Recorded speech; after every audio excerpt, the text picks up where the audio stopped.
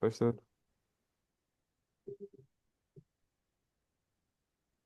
Ya tenés el host, profesor, ya estamos grabando. Perfecto. Gracias, paz, queridos hermanos. En el nombre de Jesucristo, vamos a orar para empezar nuestra clase. Dios amado, muchas gracias porque eres Dios santo, que cuida de nosotros con un amor incondicional. Gracias por su revelación, por medio de su palabra, y porque por medio de ella nosotros podemos comprender quién eres, Señor. Comprender también nuestra real situación ante ti. Comprender que necesitamos de su gracia revelada por medio de Jesucristo y también reconocer que somos tu pueblo, no por nuestros méritos, sino por la mediación de Cristo Jesús. Así que te pedimos, oh Señor, ayúdanos a comprender lo que vamos a estudiar hoy, que sea para gloria de su nombre. Oramos, te pedimos por el ministerio de cada uno de nuestros hermanos, que puedas bendecir sus iglesias, sus ministerios, que ellos puedan ser siervos fieles a ti y a su palabra. Así nosotros oramos en el nombre de Jesucristo, nuestro Señor y Salvador. Amén.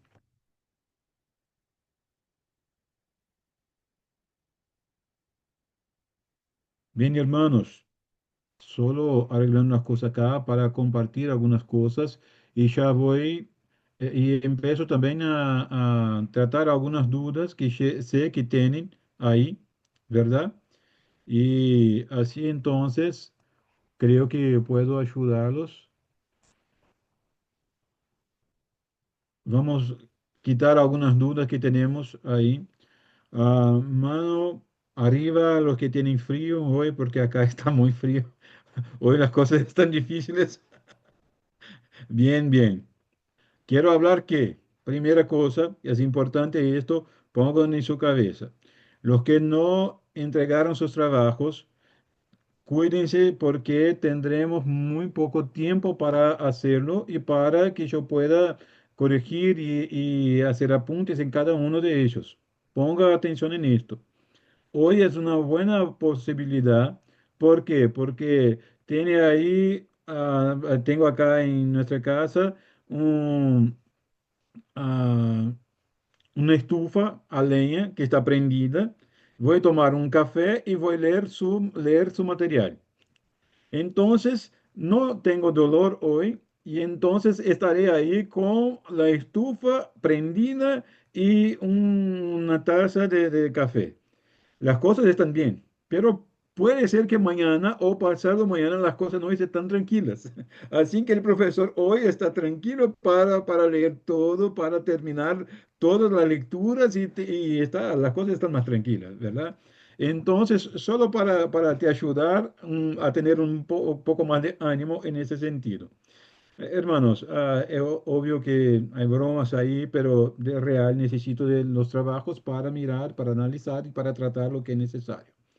Yo voy a compartir aquí la pantalla solo para para tornar un poco más claro algunos elementos. ¿Está bien? Me avisan si todas las cosas ahí están, se puede mirar lo que yo estoy a compartir.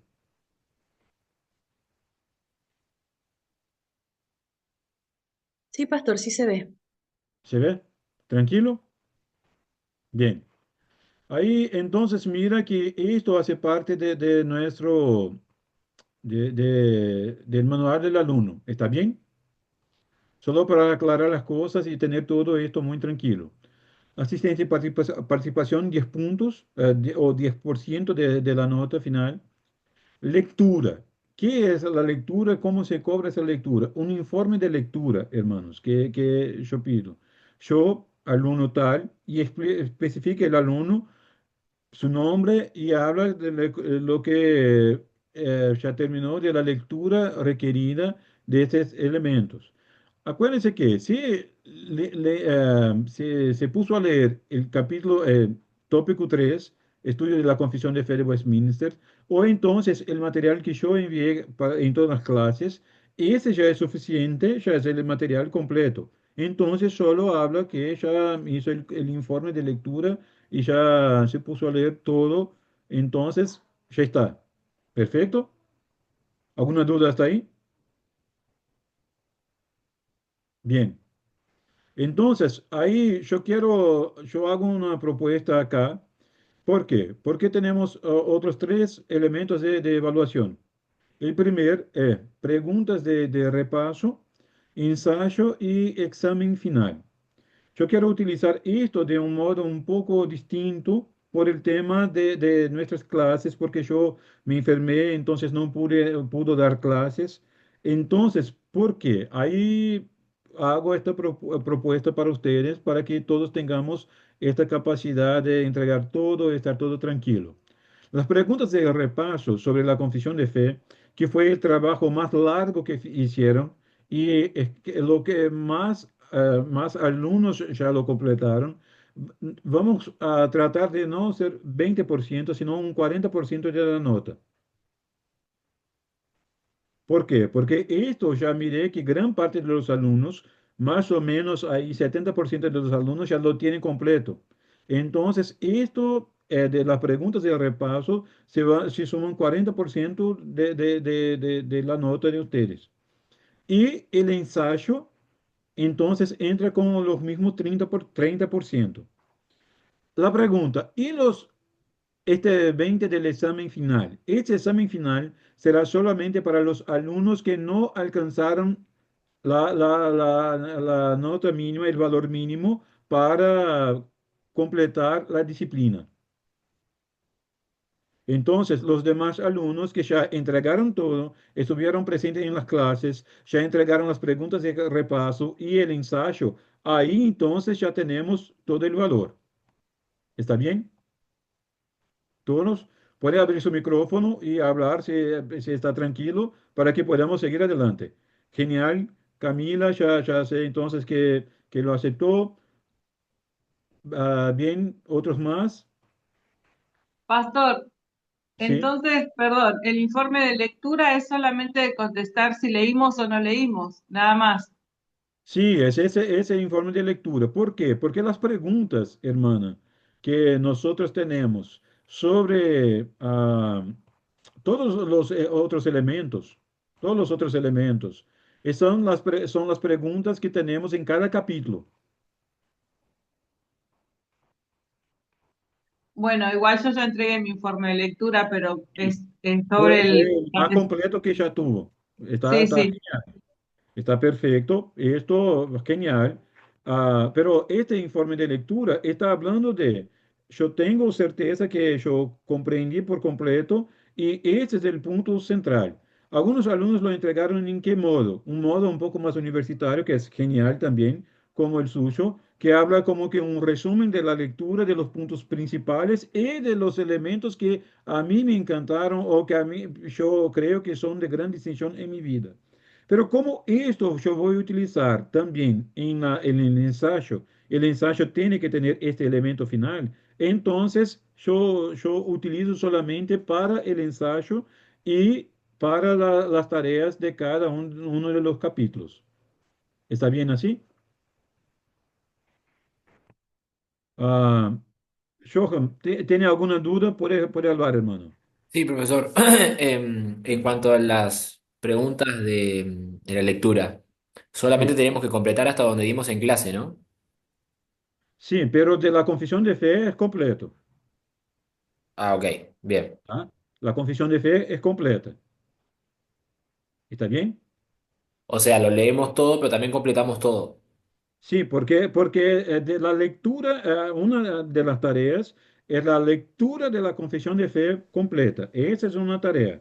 Lo que Ujú. vamos a tratar en cada una de las clases tiene que ver con los elementos que vamos a mirar como fundamentales, porque es imposible tratar todos los elementos, cada uno de las sesiones o capítulos. Y entonces, pero la lectura es la tarea fundamental para la disciplina. Bien. Pero no tenemos, pero tenemos que contestar todas las preguntas, viste, que están No, en. no, no, no. Las Ah, preguntas que van a contestar solamente de las tareas que yo les envié hasta el último martes. bien, espectacular. ¿Espectacular? Ahí. Profe, Porque la clase de hoy La clase de hoy nosotros vamos a hacer 4 capítulos en uno y la próxima clase también 4 en 1. ¿Está bien? Por eso entonces no voy a utilizar una de las clases para evaluación. Voy a utilizar para que complete el contenido del mejor modo posible. Tiene Andrés, después Arsenio. Buenas tardes, pastor. Dios le bendiga. Amén, Sabe que hermano. Amén. yo le escribí un mensaje por WhatsApp durante la tarde, si podía compartir su correo electrónico para nosotros poderle enviar el informe de lectura y el ensayo. Oh, sí, hermano. Ah, solo, mira, yo creo que puedo ponerlo acá.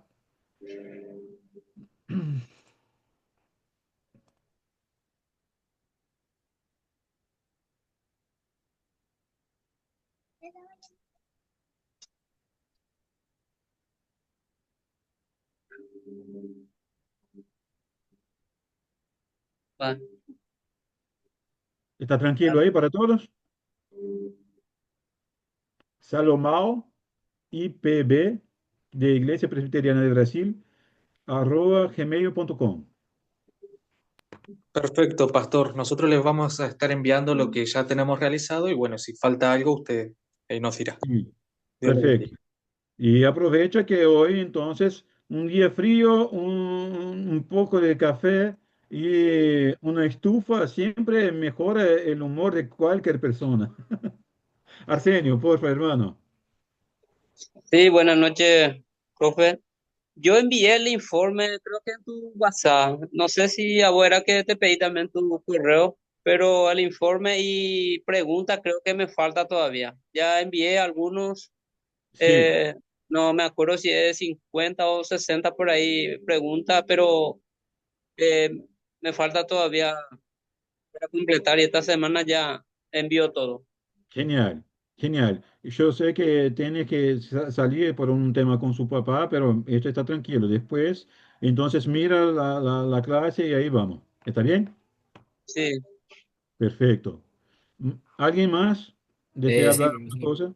Capaz que ya lo dijo, pero ¿hasta cuándo tenemos tiempo para entregar el ensayo? El ensayo hasta el próximo martes. Algunos alumnos me pidieron porque sería hasta hoy, pero voy a utilizar ahí hasta el próximo martes. ¿Está bien? Pero si no entregan, hermanos, ahí no puede, ahí ya está, tiene una certeza. Ya tendrá que hacer el examen final. Si no entregan en esta fecha, tendrán que hacer obligatoriamente el examen final. ¿Está bien? Para que sea justo con los demás. Hermanos, ¿por qué estoy haciendo eso? Porque algunos de ustedes me escribieron pidiendo un poco de tiempo porque están haciendo otras disciplinas, están con un poco de dificultad en esto. Yo quiero, mi deseo sincero es que todos ustedes tengan la mejor comprensión de este contenido y de toda esta disciplina. No tengo interés que nadie termine más o menos. Quiero que todos logren estar bien y comprender todo lo que se propone en la Confesión de Fe de Westminster. ¿Estamos bien ahí? Ah, solo un momento acá. Yo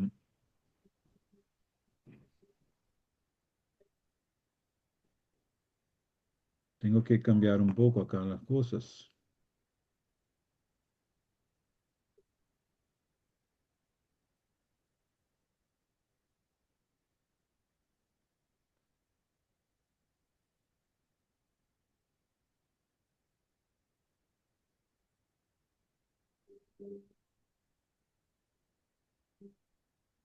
Hermanos, ¿pueden mirar ahí ahora la pantalla? ¿Sí?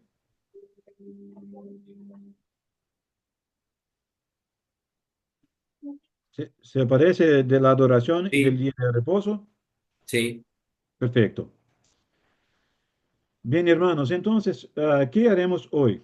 Hoy tenemos una tarea que hablar de la adoración religiosa, el día de reposo. Hoy el principio que vamos a utilizar son todos los capítulos de la Confesión de Fe que hablan más específicamente de la eclesiología. ¿Está bien? Vamos a hablar entonces de adoración, de día de reposo, también vamos a hablar de de la iglesia de Dios y de un modo más específico, ¿está bien? Y después también vamos a hablar de los sacramentos. Entonces, hoy vamos a tratar del capítulo 21, 25, 27, 28 y 29. Wow, ¿cómo haremos? Yo voy a hacer solo un pantallazo para ustedes, una mirada más general, pero que pueda ayudar a comprender del modo más específico. ¿Necesitan de ayuda? La mano ahí y ahí nosotros paramos e intentamos tratar un poco más. ¿Está bien? Entonces, que Dios nos ayude en esta tarea. Bien, cuando hablamos de la adoración y el día de reposo, estamos hablando del capítulo 21 de la Confesión. Entonces, estos son los fundamentos de adoración religiosa del día de reposo, la naturaleza de la iglesia y los sacramentos que nosotros tenemos en la iglesia. Cuando miramos, hermanos, hablando de la adoración verdadera, mira que habla entonces el primer párrafo o entonces la primera sesión del capítulo 21.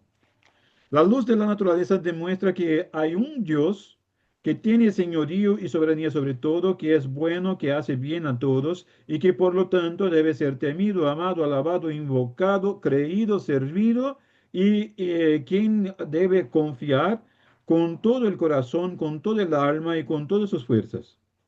Pero la forma aceptable de adoración al Dios verdadero está instituida por Él mismo y está de tal manera limitada por su propia voluntad revelada que no debe ser adorado según las imaginaciones o invenciones de los seres humanos, a las sugerencias de Satanás, bajo ninguna representación visible o en alguna otra forma que no esté prescrita en la Biblia.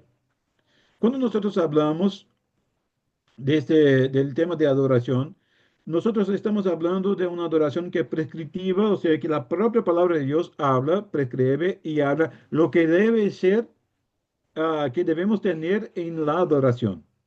Y no, porque hay dos miradas distintas y puedes mirar ahí entonces en la figura A y la B también. Son dos esquemas que nos ayudan a comprender un poco de este tema de adoración. El elemento fundamental es que es una revelación natural de Dios para informar que el hombre tiene una obligación de rendir culto. Es el texto que tenemos ahí en Romanos capítulo 1 y capítulo 2.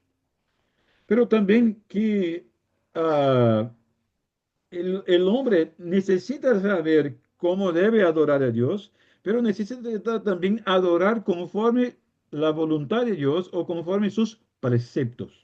Ese es el punto fundamental. Adorar a Dios conforme sus preceptos. ¿Cierto? Por eso la forma aceptable de adoración está instituida por Él mismo. No viene de nosotros, no viene de la invención de los hombres, no viene de los elementos del hombre, pero viene de Dios y habla con nosotros por medio de su revelación, que es la palabra de Dios. Solo un momento, hermanos.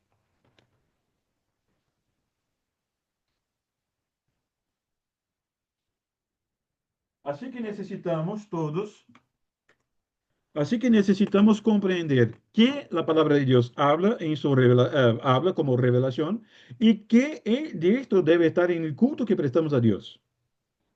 Ponga eso siempre en su cabeza.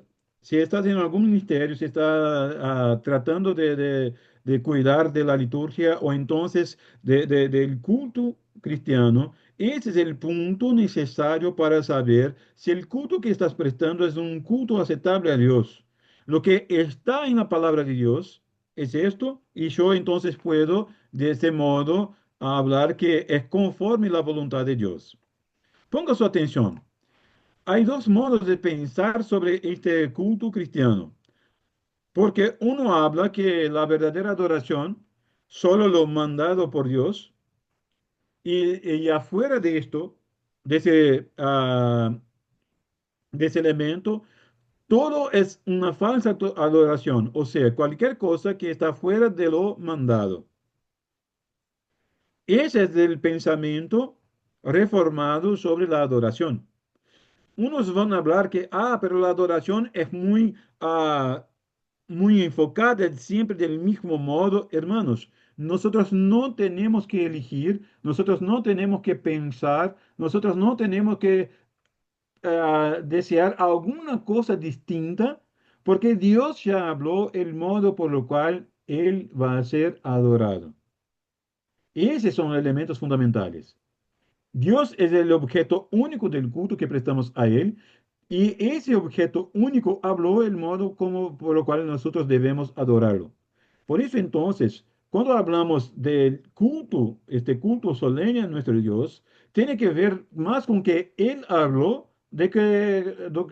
con que Él no habló. Hay una otra mirada sobre la adoración y esta otra mirada piensa conforme la figura B. Ponga su atención ahí.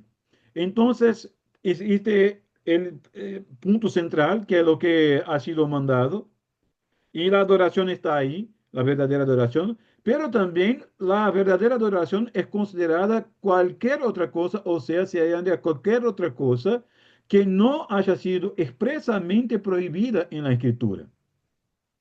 Entonces yo puedo añadir al culto, a la adoración, cualquier otro elemento, desde que no esté contrario a que no esté contrario a una prohibición clara de las Escrituras.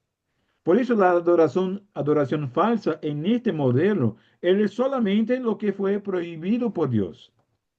¿Cuál es el punto ahí? ¿Por qué nosotros miramos y consideramos la figura A como una figura que es más enfocada en la Biblia?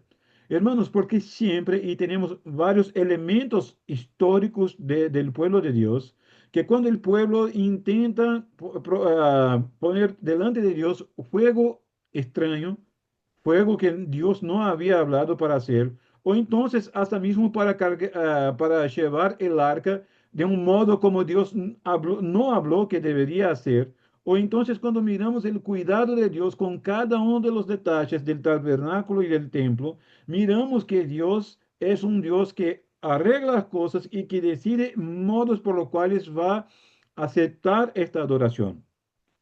Así entonces, hermanos, que la verdadera adoración para nosotros no son las otras cosas que no están expresamente prohibidas en la Escritura, sino que es solamente lo que Dios habló de modo objetivo y habla, así yo quiero ser adorado. Entonces, nuestra adoración tiene que ser más bíblica y menos invención de los hombres.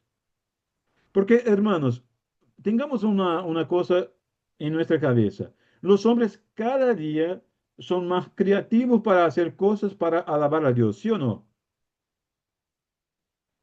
Se cambian los colores de la iglesia, cambia la iluminación de la iglesia, se cambian los elementos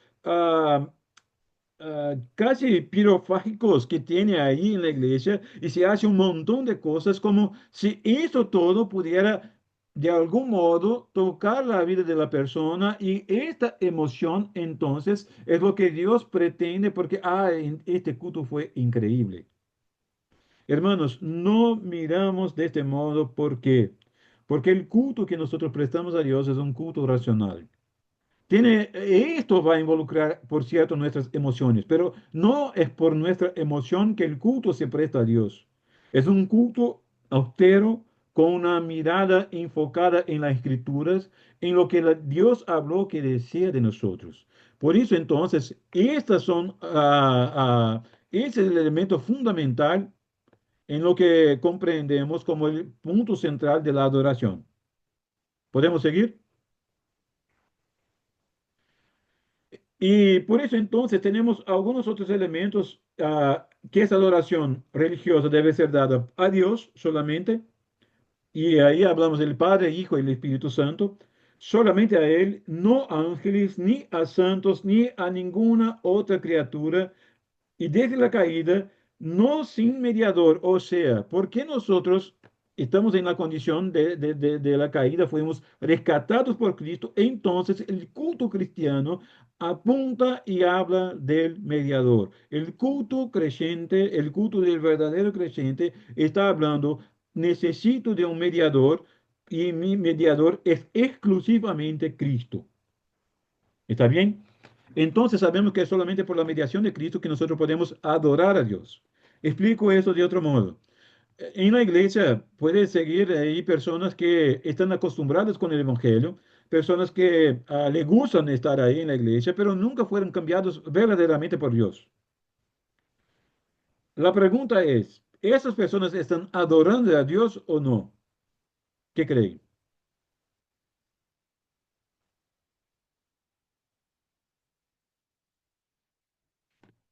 ¿Todos están dormidos o alguien está vivo ahí? Yo creo que no, pastor. ¿Por qué? ¿Puedes ayudarme?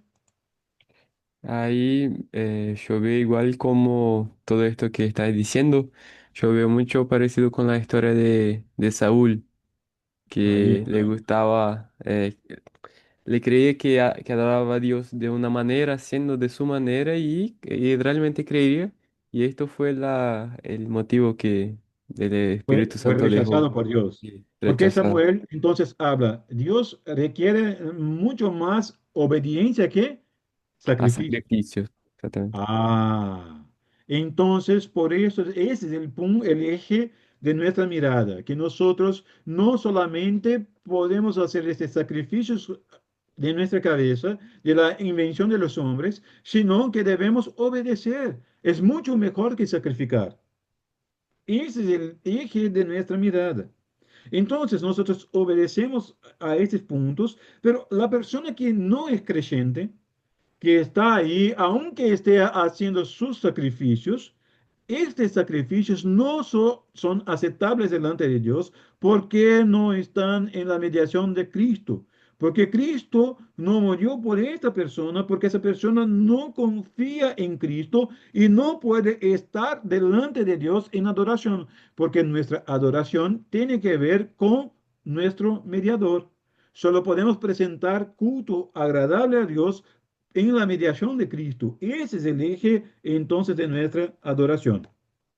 Por eso entonces es dirigida a la Trinidad, Padre, Hijo, Espíritu Santo, y siempre mediación solamente de Cristo. No hay mediación de ángeles, no hay mediación de santos. Los santos no nos ayudan a estar en la presencia de Dios, ni tampoco los ángeles, ni tampoco la propia iglesia, ni tampoco la persona que está ahí delante del trabajo. Nada, nada, nada puede tomar el lugar de Cristo y solamente en Cristo nosotros podemos adorar y tener esta verdadera adoración. ¿Seguimos? ¿Y cuáles son los elementos de adoración, hermanos? Que tenemos también como precepto de la palabra de Dios. Cuando miramos ahí, entonces, el párrafo tercero de capítulo 21 nos habla que siendo la oración, la acción de gracias, una parte especial de la adoración religiosa, Dios la requiere de todos los seres humanos. Entonces, esta oración debe ser conforme la voluntad de Dios, por la ayuda del Espíritu Santo, conforme su voluntad. Entonces, tenemos estos elementos que son elementos fundamentales. Y también sigue que la sesión 5 y 6 hablan que la lectura de la Biblia con temor piadoso, póngase eso en su cabeza, un culto solemne que sea, pero la palabra de Dios no fue leída, no es culto. ¿Comprenden esto, hermanos?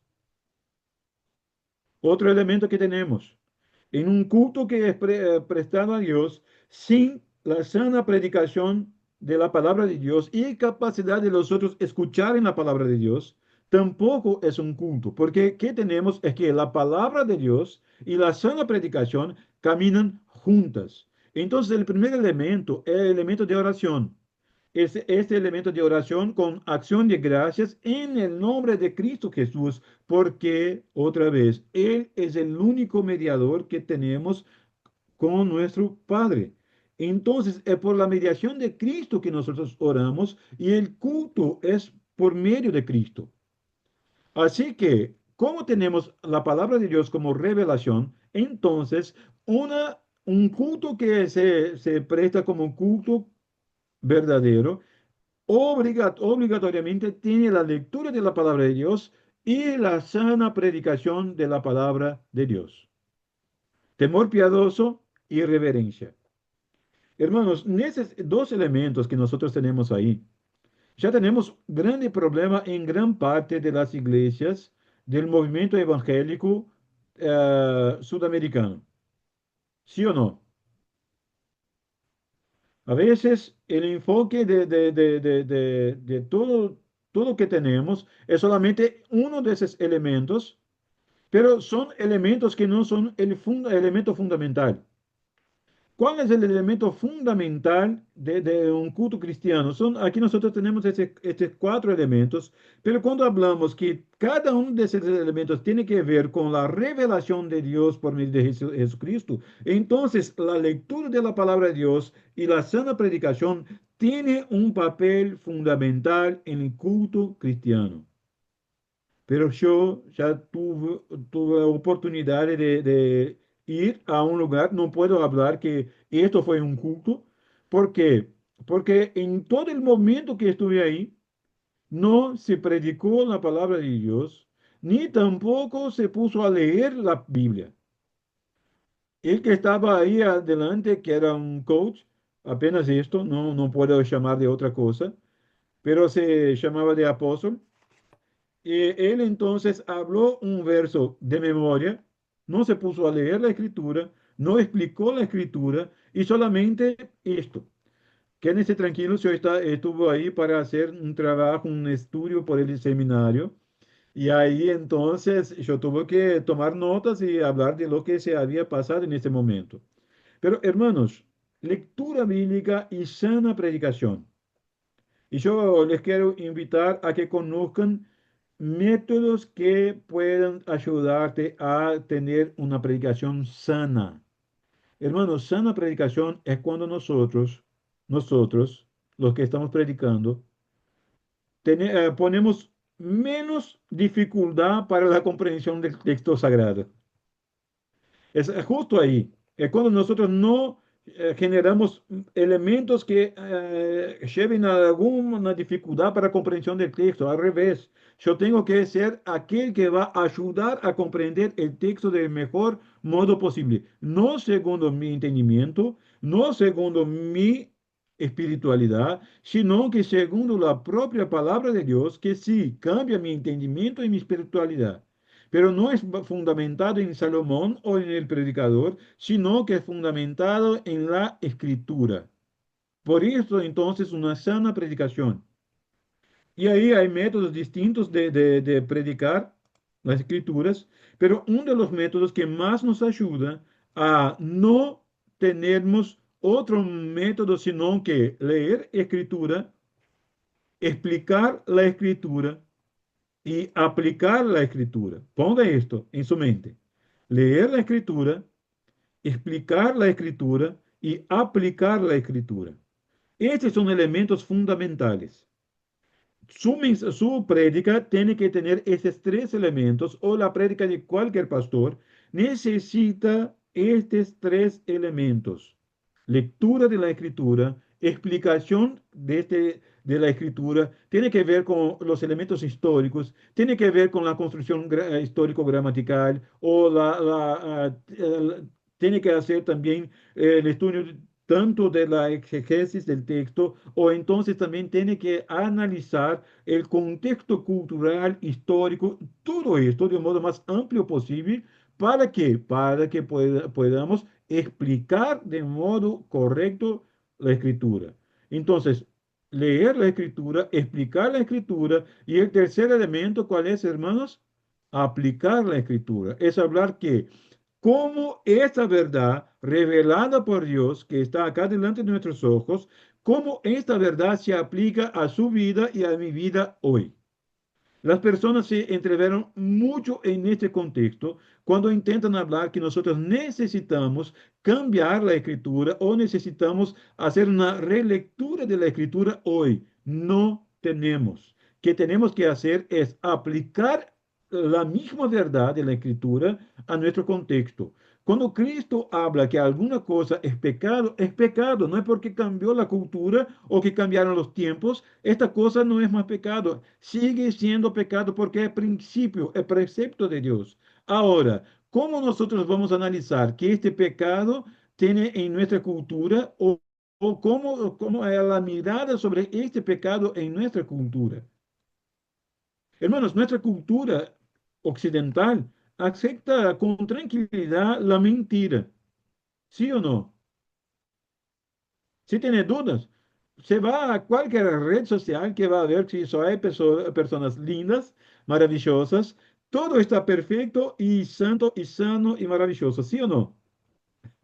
Hermanos, ¿hasta cuándo estamos acá en ambiente virtual? Si hay una pantalla del fondo para que, no, parece que estoy en un lugar muy tranquilo.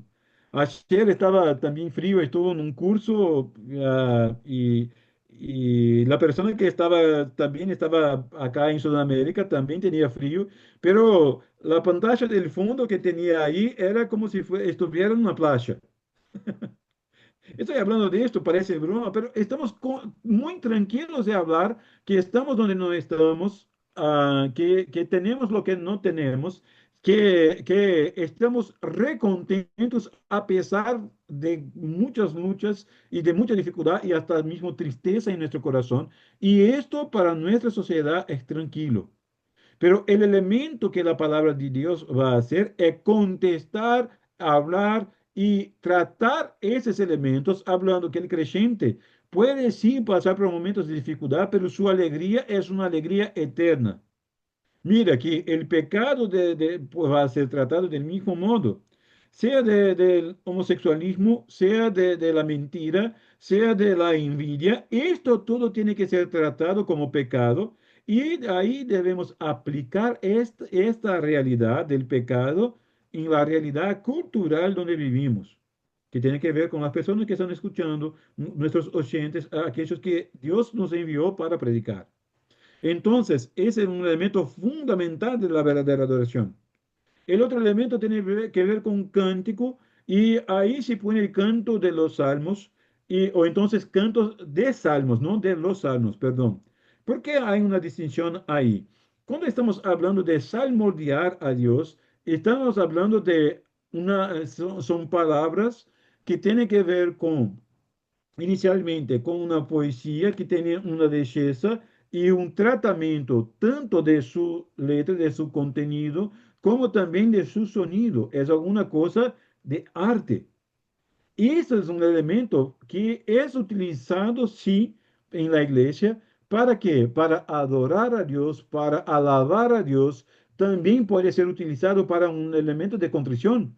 Cuando cantamos que nosotros sabemos de nuestros pecados y nuestras deudas delante del Señor. Pero hace parte del culto cristiano. Mira que siempre con acción de gracias en nuestro corazón. Algunos hermanos y algunas iglesias se van por este camino y hablan. Entonces nosotros solamente vamos a cantar los salmos metrificados, o sea, vamos a utilizar solamente el ipsis literis, solamente el salmo, entonces el salmo primero, el salmo tal, y ahí ponemos una música más o menos de fondo y ahí nosotros vamos como que a recitar ese salmo y solamente esto tiene que ver con el cántico en la iglesia. Hermanos, esta puede ser alguna mirada de algunos hermanos de algunas iglesias, pero yo creo que hay mucho más en eso, pero hay una necesidad de mucho cuidado en esa zona, en esta área en la iglesia. Principalmente cuando tenemos una cultura, principalmente en la América Latina, de una musicalidad común entre nosotros. ¿No es verdad? Tanto Paraguay, Argentina, Brasil, Uruguay, Bolivia, que yo conozco un poco más de cercano, no conozco tanto de Chile, pero de estos países que yo hablé, siempre la música es una cosa muy común y muy fuerte en nuestra cultura. Ahora, hermanos, cada uno de los cánticos que nosotros tenemos que cantar tiene que emanar solamente de la escritura. No tiene que ver con mi sentimiento, Y ahí nosotros tenemos que cuidar. ¿Este cántico está revelando una verdad de la escritura o está revelando solamente un sentimiento del autor que él que desea hablar a otras personas? Es este nivel de conciencia que nosotros tenemos que tener para que este cántico sea un cántico bíblico y pueda estar ahí en la verdadera adoración. ¿Seguimos? Bien, y ahí entonces tenemos también la correcta administración de los sacramentos. Y ahí, hermanos, después nosotros vamos a mirar al final de la clase cuáles son estos sacramentos. ¿Está bien? ¿Y qué sacramentos entonces nosotros tenemos? Y esa administración y recepción digna de ese sacramento son fundamentales para que la verdadera adoración entonces exista en la iglesia. Seguimos más adelante. ¿Cuál es el lugar de adoración? Ahí es un otro elemento. La adoración en la iglesia o en un local como iglesia parece que en nuestra cabeza se torna un poco más digna o santa, pero no es este el principio que tenemos en la escritura.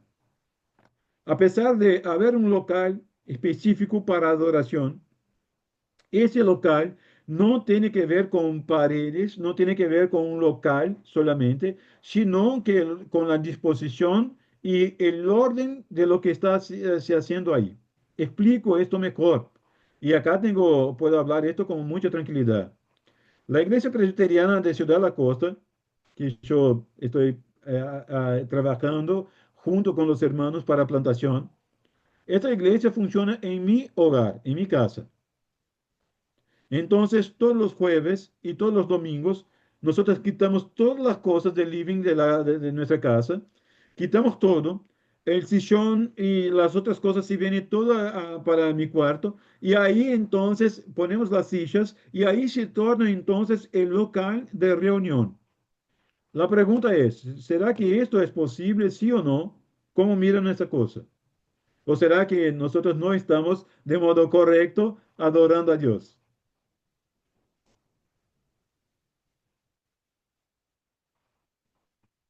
¿Uno puede hablar?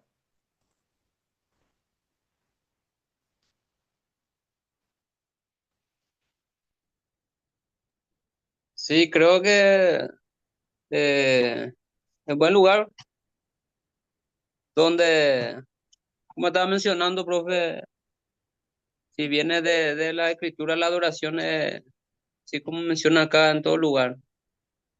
Sí, el elemento que nosotros utilizamos para poder prestar culto acá es que el culto no depende del local simplemente. Es obvio que tiene que ser un local con orden y decencia, que tiene que ser feito todo de modo para la gloria de Dios, pero esto no está relacionado a un modo específico de una construcción o otra cosa cualquiera. Quédense tranquilos, nosotros estamos buscando un local para alquilar o para que Dios nos regale, no sé, Dios lo sabe, pero la idea es que nosotros somos iglesia porque no es porque hay un local específico, sino que hay personas que están objetivamente adorando a Dios en los principios por los cuales Dios desea ser adorado. Ese es el principio que nosotros tenemos, como Cristo habla para la mujer samaritana, que Dios busca adoradores que lo adoren en espíritu y en verdad, no solamente en un local o en otro local, como si hay una santidad especial de ese local, sino que es la característica de estos que están adorando a Dios. Entonces, en este momento estamos adorando a Dios acá en nuestro hogar, pero hay un otro momento que esperamos que sea en breve, que tendremos un local específico para el servicio cristiano, para la adoración, para la misericordia, para hacer estas cosas para la gloria de nuestro Dios. Pero esto no está hablando de que solamente en este local o en aquel local es que tenemos la verdadera adoración. La adoración entonces pública tiene que ver con estas reuniones solemnes, pero también tiene que ver con el adorador que tiene una adoración personal. Nosotros no somos solamente como que oyentes del culto. Esto no existe, hermanos. A pesar de muchos pensar en esto, a pesar de muchos pensarem en esto, principalmente en post-pandemia, que, que yo puedo adorar a Dios de mi modo, ¿sí o no? Yo puedo hacer de mi modo. No me gusta Salomón predicando. Entonces no tengo que estar en la iglesia. ¿Qué hago? Yo me voy a la internet y miro un predicador mejor. Esto es sencillo. Entonces, no me gusta Salomón, me voy para otro predicador. Entonces, no me gusta la alabanza de nuestra iglesia. Los hermanos no tienen tanto talento así. Entonces, busco otros elementos de adoración con otros grupos de personas. Y así entonces yo creo que puedo hacer este mosaico de elementos o solamente trozos o trocitos de cultos distintos y hablo que ese es el culto que estoy prestando al Señor. Hermanos, ojo con que la palabra de Dios habla sobre esto. No debemos dejar de nos congregar. Comunión tiene un elemento fundamental en la adoración. Palabra de Dios, oración y comunión. Tres elementos, medios de gracia que Dios regaló a su iglesia para bendecir a su pueblo. Y todo esto tenemos en la adoración comunitaria o pública. Pero es obvio que como adorador personal, yo tengo que, en mi individualidad, adorar verdaderamente a ese Dios. Yo no puedo solamente irme y ser un oyente de lo que se pasó ahí. Yo tengo que verdaderamente comprender la palabra, recibir la palabra, orar a mi Señor y adorar públicamente con mis hermanos. Por eso es una adoración en espíritu y en verdad. Y también tiene un otro elemento que se perdió muchas veces en nuestro contexto occidental, que es la adoración familiar. Cuiden, hermanos, de esto, porque es justo ahí que nosotros tratamos nuestro corazón y el corazón de nuestros hijos. La adoración familiar es fundamental para que nuestros hijos comprendan que ellos necesitan de esa adoración personal, la adoración en su primer elemento eclesiástico, que es su familia, y la adoración pública para que entonces pueda adorar a Dios en todo lugar. Cuiden de ese elemento, el elemento de la adoración familiar. Su hogar es un local para adoración. Pero uno de los locales más difíciles para adorar está en nuestro hogar. Porque es sencillo poner un cántico y alabar. Pero cuando estamos enojados y acabamos de rezongar con nuestros hijos y después llamarlos para hacernos una adoración, y a veces yo lo hice de un modo malo que no fue conforme a la palabra de Dios. Tengo que tratar esta dificultad mi pecado para después que podamos seguir y tratar las cosas conforme la palabra de Dios nos enseña. Entonces, nosotros vivimos esa adoración en todos los ámbitos o como Abraham Kuyper siempre habla, en todas las esferas de la vida, de nuestra vida. En cada una de esas esferas, nosotros vamos a vivir esta verdadera adoración. ¿Podemos seguir?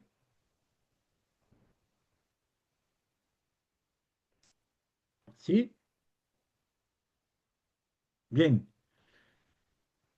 El próximo capítulo que nosotros vamos a trabajar, hablando del día de reposo, hace parte del capítulo 21, pero tiene que ver ahí con los últimos elementos de este capítulo que tenemos ahí en la sesión 7 y 8, que hablan que, hermanos,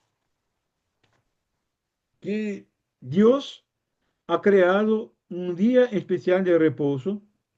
Y esto está antes de la ley, incluso, porque tenemos ahí esta institución justo en la creación. Entonces es un mandamiento moral y perpetuo. Y ahí entonces hay un elemento proporcional de 6 para 1, 6 para 1. ¿Qué es el elemento proporcional que ahí tenemos, amados? Es que Dios creó el reposo para su propia gloria. Pero esto también tiene implicaciones en nuestra vida. Es tener tiempo para adorar a Dios, para alabar a Dios, con nuestra atención enfocada solamente en Él. ¿Por qué? Porque nosotros vamos a adorar a Dios con todas las cosas que hacemos. Come- si comemos, comemos para el Señor. Si bebemos, bebemos para el Señor. Si vivimos, vivimos para el Señor. Si caminamos y trabajamos, cualquier cosa que hacemos, hacemos para el Señor. Entonces, todo lo que hacemos es para el Señor. Solo que apartamos un día, separamos un día, santificamos un día para nuestro Dios, para estar en reposo delante del Señor. En el Antiguo Testamento, el último día de la semana era el día entonces separado para la adoración. Entonces, mira conmigo que tenía más o menos trabajo, trabajo, trabajo, trabajo, trabajo, trabajo, descanso, reposo. Esa era la mirada del Antiguo Testamento sobre ese tema de reposo.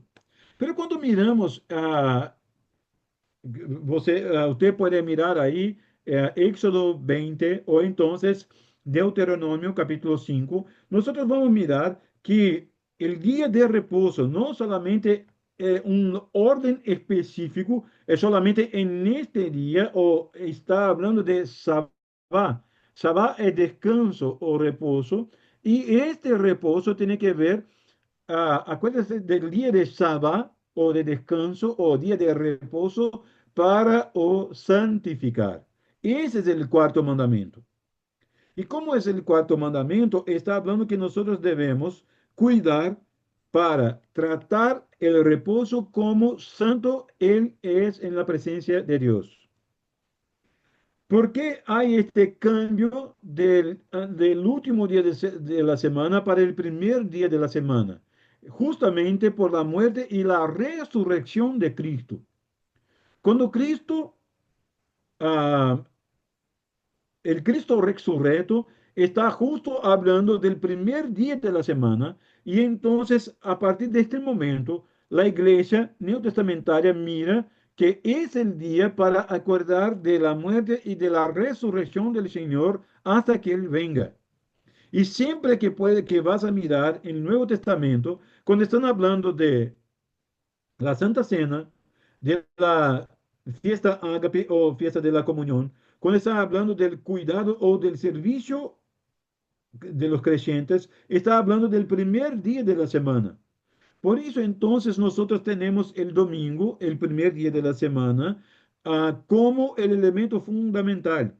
Pero ese elemento, hermanos, no es solamente como para los judíos o para los adventistas del séptimo día, que es solamente, tiene que ser este día o y esto que tiene que hacer o estas cosas tiene que hacer. Lo que Dios está hablando es apartarme un día y este día va a ser santo y santo. Y en este día tendrás comunión con mis otras ovejas que están ahí y ustedes entonces van a adorar, van a alabar, van a estar juntos en comunión para lectura y para recibir la palabra de Dios y para oración. Estos son elementos fundamentales del día de reposo. Entonces, por eso tenemos el día del Señor. Ahí ni hablamos del día de reposo, pero hablamos ahora el día del Señor. ¿Por qué hablamos del día del Señor? Porque tiene que ver con nuestro Señor Jesucristo.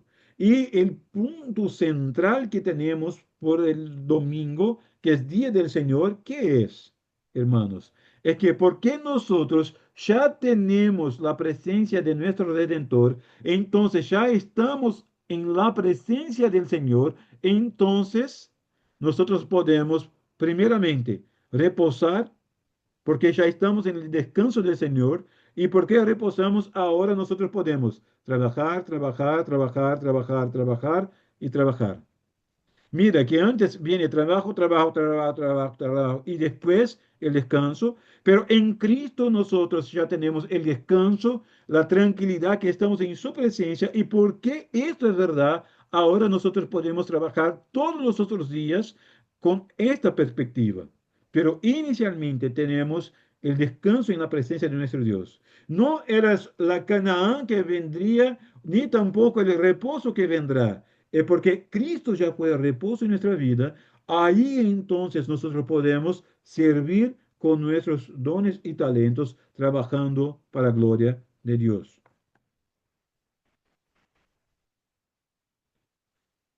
Cuando hablamos de la observancia del sábado o del día de reposo o del día del Señor, tenemos tres elementos que son fundamentales, hermanos, y esto es fundamental y es muy importante. Primera cosa, preparación. El cuarto mandamiento es un mandamiento que básicamente fue olvidado en nuestros días, porque uno puede hacer lo que quiere hacer conforme su propia cabeza y conforme sus elementos. Está todo tranquilo, todo se acepta. Porque, no, porque es mi día de reposo. No, no, es un día de reposo en la presencia del Señor, para cumplir la voluntad del Señor. Otra vez, nuestra adoración no tiene que ver con que nosotros creemos que es adoración, sino con que Dios nos prescribe como adoración. También el día de reposo tampoco es para mi propio reposo o solamente para descansar. Entonces yo me pongo a dormir el día todo, tengo sueño y ahí me pongo ahí para dormir siempre. ¿Por qué? Porque no estoy en día de reposo. No, hermanos. Este puede ser su reposo o su descanso, pero no es lo que Dios habló y ni que Dios prescribió en su palabra. Hay necesidad de preparación, disposición del corazón, arreglo anticipado de asuntos. Va a tratar todas las cosas. Trate estas cosas antes del día del Señor, para que el día del Señor sea un día para gloria de Dios. Hermanos, este día es para Dios. Lo que haremos, haremos para Dios, conforme la voluntad de Dios. En este día también debemos abstener de algunas cosas. Esta abstención tiene que ver con nuestro reposo de labores. Hermanos, siempre tendremos tareas y tareas y tareas y ellas nunca tienen fin. No hay un fin en esas tareas, no, no hay término para estas. Las cosas de la casa principalmente, ¿verdad? Siempre tienen alguna cosa, siempre tienen alguna cosa para lavar, siempre tienen una cosa para arreglar, siempre tienen una cosa para... Hermanos, esto se pasa, pero Dios está hablando. Quiero que tengan un día que estas cosas no están en su cabeza, sino que puedan reposar de sus labores y poner su mente y su ánimo y su corazón en adorar, en alabar. Y ahí entonces tiene que ver con el próximo punto, que es la participación. Y esa participación en una adoración pública.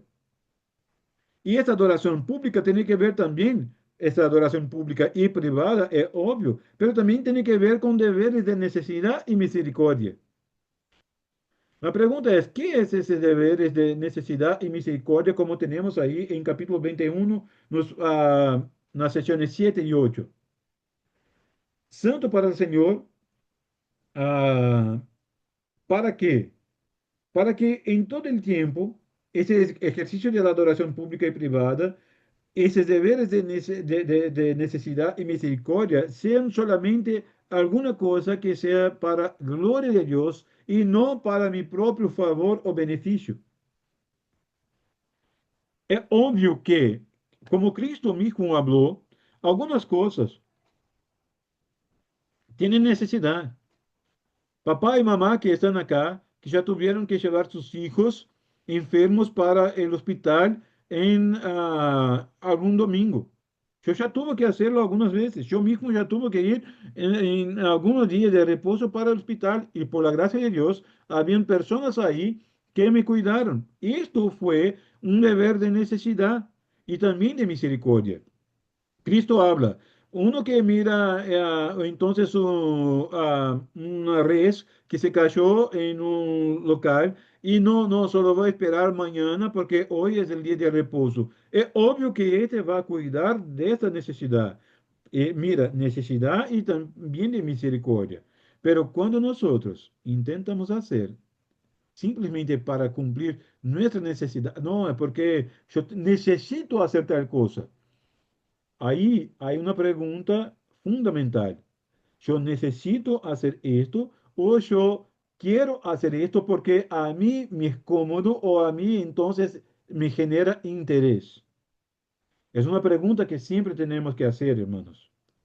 Apartar un día para el Señor es una actitud de fe. ¿Por qué? porque sabemos que Dios va a suplir cada una de nuestras necesidades. Tal cual el maná que ellos en el día anterior al día de reposo buscaban en doble. Todos los otros días se estuvieron con más que era necesario. Esto se daba gusanos y la cosa estaba podrida y horrible. Pero en este día específico ellos podrían hacerlo para que el otro día no tuvieran que trabajar en ese sentido. Y Dios estaba hablando, yo voy a cuidar de ustedes en cada detalle de su vida. Por eso pueden entonces descansar que yo los cuido en el día de reposo. Ese es el punto central. Por eso nosotros, hermanos, debemos buscar servir a Dios también en el día de reposo, no para cumplir nuestra voluntad, sino para cumplir la voluntad de Dios. ¿Podemos seguir? ¿Sí? Genial. Entonces, capítulo 25, hablando de la iglesia. ¿Por qué yo lo junté todo esto? ¿Por qué? Porque de la adoración, del día de reposo y de la iglesia están hablando justo de esa eclesiología para pensar un poco sobre el tema de la iglesia y cómo nosotros servimos a Dios como pueblo de Dios. Entonces tenemos primeramente de la iglesia un elemento fundamental. Y cuando hablamos de la iglesia, hermanos, ya empiezo con la primera sesión o primer párrafo de capítulo 25 y voy a leer en la integralidad para que puedan poner esto en su cabeza. La Iglesia católica o universal, la cual es invisible, consiste en el número total de los elegidos que han sido y serán, son y serán reunidos uno bajo Cristo, su cabeza, y es la esposa, el cuerpo, la plenitud de aquel que los llena todo en todo. ¿Qué estamos hablando? Es que, hermanos, la iglesia inicialmente es católica. No se ponga en su cabeza católica apostólica romana. Nada que ver. Cuando se va a hablar de católica, se habla de católica o universal. Tampoco piensen en la universal, no piensen en esta iglesia, por favor. ¿Tá? No vamos por ese camino que las cosas no se terminan bien. Ni tampoco mundial. También no pongan ahí mundial porque mundial también no es bueno. ¿Qué estamos hablando? ¿Qué contexto que es? ¿Qué principio es este? Es que esta iglesia, hermanos, y ese es el eje que nosotros tenemos. La iglesia tiene una naturaleza desde el punto de vista tanto de Dios como desde el punto de vista del propio hombre. Pero esta iglesia no está solamente en un país o en un grupo de personas o en una cultura. Católica o universal tiene que ver con esta idea que es de un universo más grande, tiene que ver con un grupo más amplio que solamente una cultura o un modo de culto o de adoración conforme las costumbres de un local. Por eso es un católico universal. Cuando se habla entonces de la iglesia, el primer elemento es que Cristo es el cabeza de la iglesia y la única autoridad suprema. Ponga atención en esto. Cualquier iglesia que tiene un líder, cualquier grupo religioso que tenga un líder que es el cabeza de la iglesia, estamos tratando de una secta. ¿Por qué? Porque este líder está más allá de la propia palabra de Dios.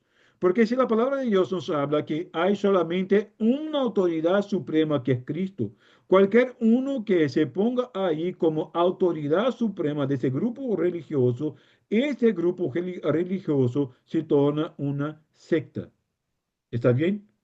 ¿Por qué? Porque no está basado en las escrituras o fundamentado solamente en las escrituras, ni tampoco en la única autoridad suprema que es Cristo. Otra vez, el culto cristiano tiene que ver con Cristo, conforme Cristo, para gloria de Cristo. Esa iglesia, también nosotros podemos hablar de una iglesia visible e invisible. Invisible es la suma de todos los elegidos en todos los tiempos. Estas no sabemos quién son. Nosotros también no fuimos llamados para saber quiénes son estos. El elemento es que esta es la suma de todos aquellos que fueron, que son y que serán reunidos bajo Cristo, que es el cabeza. Ahí está. Pero también tenemos una iglesia visible. Aquellos que profesan su fe en un momento de la historia y que tratan esta mirada hablando, nosotros somos iglesia de Cristo, estamos militando hoy, estamos en guerra hoy contra todo el mal y contra todo este mundo de tinieblas donde vivimos. Entonces, esta iglesia visible habla de esos que profesan su fe y la fe y también sus propios hijos, que hacen parte de ese pueblo de Dios. ¿Seguimos ahí? Pero, ¿cuál es la naturaleza de la iglesia? ¿Qué elementos tenemos como naturaleza de la iglesia? La iglesia tiene que ver con esta casa y familia de Dios, no una casa hecha por manos humanas, sino que es donde está su presencia como el Señor, como el cabeza de la iglesia, y nosotros somos hechos hijos de Dios mediante la adopción de hijos. Hermanos, ponga eso en su mente. Cuando nosotros miramos la iglesia, nosotros tenemos que cuidar de la iglesia y amar la iglesia. Este movimiento que es muy fuerte en Brasil y yo también miré que es fuerte también acá en Uruguay o en Argentina. Yo conozco esa realidad, no sé cómo está en Paraguay, pero también creo que sea lo mismo, que es el movimiento de los desigrejados. No sé cómo llaman acá. ¿Tiene ahí alguna idea de cómo se llama acá? Ese movimiento de los desigrejados, personas que no van a vivir más en iglesia, pero hablan que yo tengo la fe. Hermanos, estas personas están enojadas con alguna cosa mala, muy probablemente en términos de pecado, de cosas horribles sí que pasaron en la iglesia, porque la iglesia no es santa por sí mismo. Ella no tiene santidad por sus propios méritos. Ella es santificada por Cristo. Pero la iglesia contiene errores, sí, y tiene que luchar contra estos errores, tiene que luchar contra los pecados, y esto es verdad. Pero uno que se enojó con esto y se va al mundo, él decide vivir como, quiere vivir como familia de Dios, pero no quiere vivir en la familia de Dios. Hermanos, esto es imposible. Y una otra pregunta que nosotros tenemos que hacer. Si nosotros en el cielo estaremos en la presencia de Dios por toda la eternidad, sirviendo a este Dios junto con nuestros hermanos, pero ¿cómo nosotros hablamos que deseamos estar en el cielo si nosotros no logramos convivir con nuestros hermanos que están acá, que fueron salvos por la gracia de Cristo Jesús del mismo modo que nosotros, que recibieron el perdón del pecado por la misma sangre de Cristo?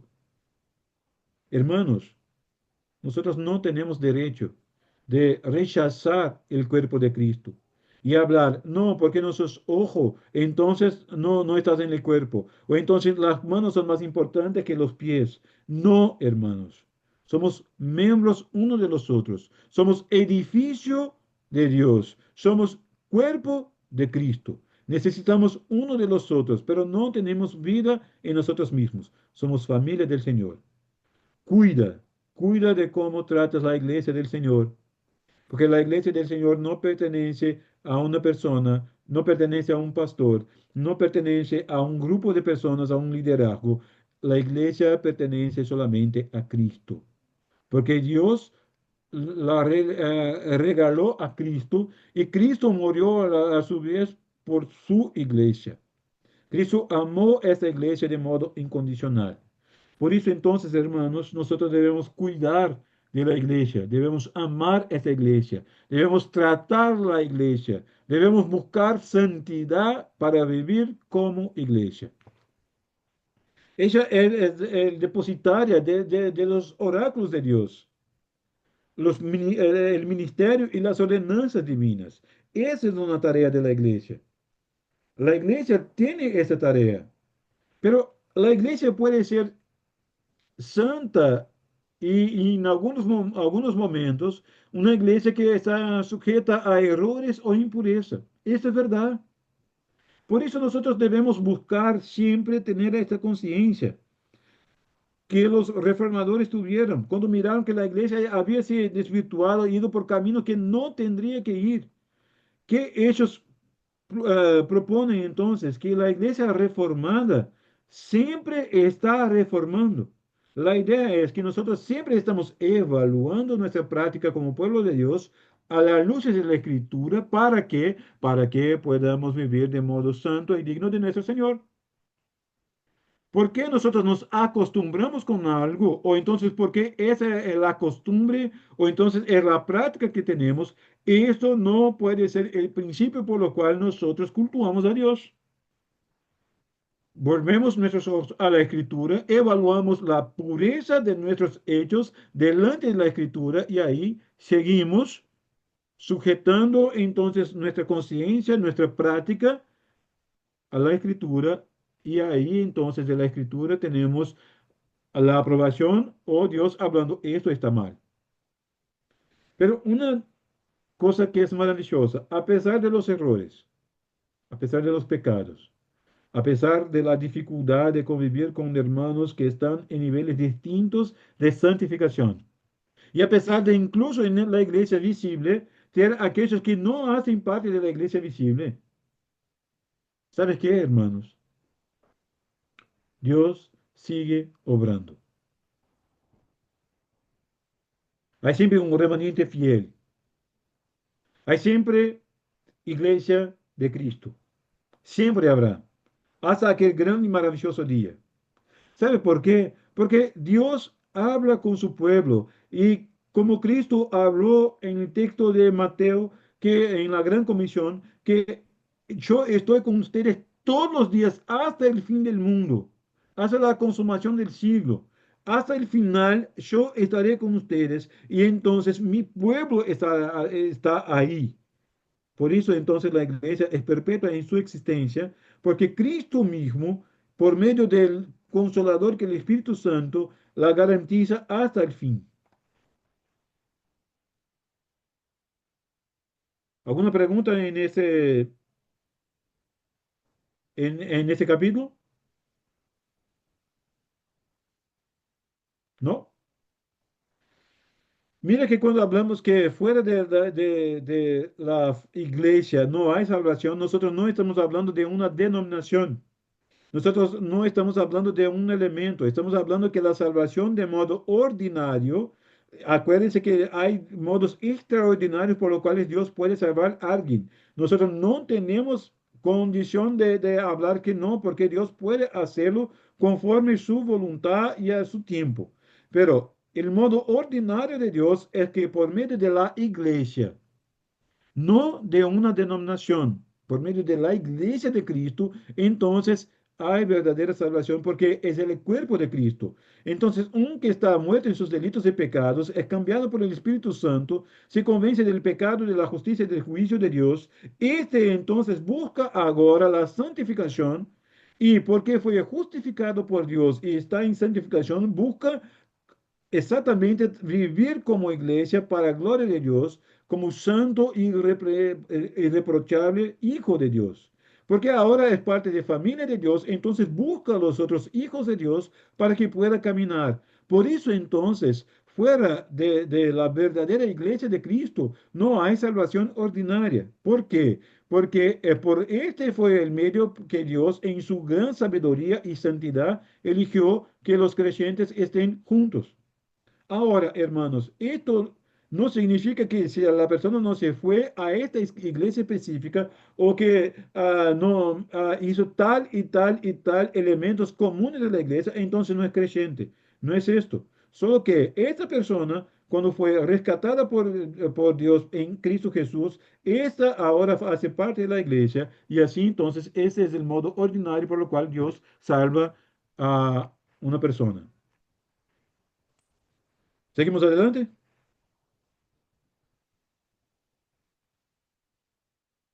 Hermanos, no sé si están vivos. Un Sí, positivo vamos a ahí. seguir, ¿Sí? pues. Genial. Uf, qué bien, qué bien. Ah, bien. el mejor es que yo no creo en arrebatamiento inmediato, como uno se pone a creer, sino ya estaba casi pensando, o eso es sin internet, o entonces mis hermanos ya fueron y yo estoy por acá. No, no pienso esto, no, hermanos. No, no creo de este modo. Entonces que él ya estaba pensando solo por la internet. Pero entonces vamos al próximo capítulo, que tiene que ver con los sacramentos, y el capítulo 27 de nuestra confesión de fe. Tiene que ver con el capítulo 27, 28 y 29. Porque el 27 habla de la introducción de los sacramentos y después va a hablar del bautismo y va a hablar también de la Santa Cena. ¿Está bien? Entonces, de modo distinto que lo que tenemos en la Iglesia Católica Apostólica Romana, nosotros no creemos en 7 o 8 o 9 sacramentos. Nosotros creemos solamente en 2 sacramentos, pero ponga su atención acá, ¿qué son esos sacramentos? Estos son signos y sellos santos, representan a Cristo y sus beneficios. Esos son elementos fundamentales del sacramento de Dios. Cuando hablamos de los sacramentos, mira que la confesión de fe nos habla que los sacramentos son signos o sellos santos del pacto de gracia directamente instituidos por Dios, esto es fundamental, para representar a Cristo y sus beneficios, para confirmar nuestra participación en Él, como también para establecer una diferencia visible entre los que pertenecen a la iglesia y el resto del mundo y para comprometernos solemnemente en el servicio a Dios en Cristo de conformidad con su palabra. Hay una relación fundamental, y ahí es el punto importante, una relación espiritual o unión sacramental, una relación entre este signo y su significado. Así que cada uno de los sacramentos tiene que ver, es un signo en sí, pero tiene una unión sacramental con el significado. Cuando hablamos de la Santa Cena, estamos hablando de la muerte y la resurrección de Cristo hasta que Él venga. Cuando hablamos del bautismo, estamos hablando de hacer parte del pueblo de Dios, de hacer parte de ahora del reino de Dios. Ese es un elemento que son elementos fundamentales y tenemos ahí entonces esta unión sacramental. Pero también hay una eficacia espiritual. ¿Por qué? Porque cada uno de esos sacramentos por medio del Espíritu es que tienen su valor y no por un poder inherente de este sacramento. No es el pan o la copa que tiene poder en sí mismos, ni tampoco el agua del bautismo, sino que el Espíritu Santo obrando en cada uno de esos signos con el significado por el cual ese sacramento significa. Y también hay el elemento de la administración legítima solo por ministros ordenados, personas que están conforme la voluntad de Dios, obrando para gloria de Dios. Y ahí termino esta clase hablando de 2 elementos que son el bautismo y la Santa Cena del Señor. Y cómo creemos esos 2 elementos, por qué creemos esos 2 elementos de un modo distinto a veces de otras personas. Porque nosotros estamos hablando de la continuidad y de descontinuidad con los elementos que teníamos en el Antiguo Testamento. Y esta continuidad y discontinuidad tienen que ver con elementos fundamentales. ¿Cuál en el Antiguo Testamento, cuál era el modo por el cual uno era agregado o era añadido al cuerpo de Dios, o sea, al pueblo de Dios? Circuncisión.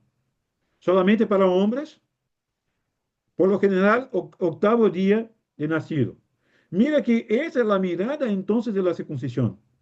En el Nuevo Testamento, ¿qué va a tratar, qué va a dar continuidad a esa mirada de ahora este hace parte del pueblo de Dios? Es justo el bautismo. Por eso nosotros como presbiterianos hacemos el bautismo de infantes. ¿Por qué?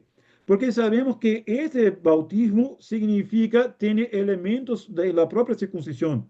La circuncisión no era después que alguien tenía conciencia que ahora yo quiero ser parte del pueblo de Dios, sino que era un elemento de fe de los padres presentando a sus hijos y pidiendo a Dios la bendición que sus hijos también hicieran parte del pueblo de Dios. Por eso el bautismo, cuando hablamos del bautismo, estamos hablando de una secuencia de la circuncisión. Mira que hay elementos de continuidad y elementos de discontinuidad. Entonces, la circuncisión, tal cual el bautismo, una sola vez, entonces se da en los creyentes y en sus hijos, representa ese inicio de unión, pero el receptor es pasivo. Uno no se circuncidaba a sí mismo, era circuncidado por aquel representante legítimo.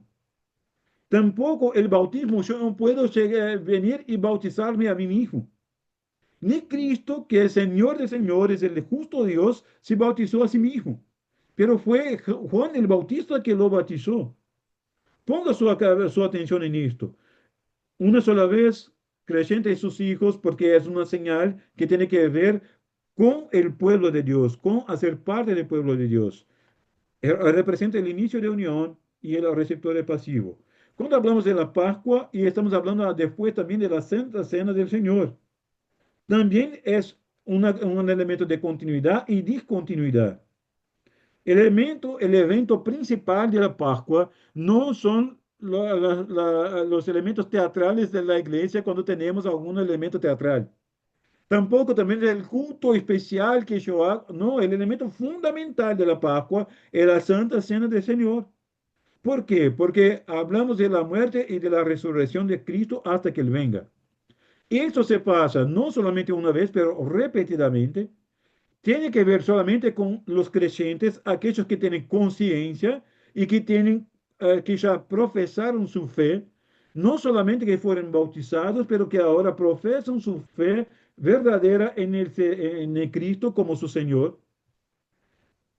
Representa esta continuación de comunión y el receptor de esa señal, o entonces de ese sacramento es activo. Uno va a participar de la Santa Cena. Yo no voy a recibir la cena, yo voy a participar. ¿Por qué? Porque yo tengo que analizarme a mí mismo y entonces comer del pan y beber de la copa. Esos son elementos fundamentales que tenemos tanto del bautismo cuanto de la Santa Cena del Señor. Y aquí entonces, justo al fin, tenemos que terminar nuestra clase, pero esta es la última diapositiva. ¿Alguien tiene alguna pregunta? Si hay tiempo, profe, referente al bautismo, muchos dicen que uno tiene que arrepentirse y así bautizarse y los niños no pueden arrepentirse. ¿Cómo Sí, uno puede explicar ese? bien, ese es el elemento fundamental. Cuando yo hablé que el bautismo tiene que ver con la circuncisión, estamos hablando de un elemento que es justo de una alianza. La alianza de la circuncisión que Dios hizo con el pueblo de Dios. Solamente los hombres, solamente los niños, y eso se pasaba a los niños al octavo día. Te pregunto, ¿cómo un de aquellos que hacían parte del pueblo de Dios, cómo un de aquellos podía elegir participar o no? Y eso no hacía parte de ese elemento. Es obvio que cuando una persona no fue bautizada en su infancia, pero de igual es una persona que ahora cree en Dios y profesa su fe, esta persona va a ser bautizada y va a ser parte ahora de la iglesia visible. Pero la señal que tenemos y el elemento como creemos tiene que ver con la circuncisión y su continuidad. Es el mismo elemento y la profesión de fe que esta persona, este niño que estoy presentando ahora para el bautismo, él hace parte por la fe de sus padres en el cuerpo de la iglesia del Señor Jesucristo. Ese es el elemento. Es obvio que cuando tiene fe y suficiente conciencia de eso, él tiene que arrepentirse de sus pecados, porque el bautismo no significa salvación de nadie, ni en el Antiguo Testamento, ni tampoco en el Nuevo Testamento. Podemos retomar este tema en la próxima clase porque ya terminó el tiempo. ¿Está bien? Gracias, Por nada. bendiciones. Bendiciones, hermanos. Bendiciones, muchas gracias. Bendiciones, pastor.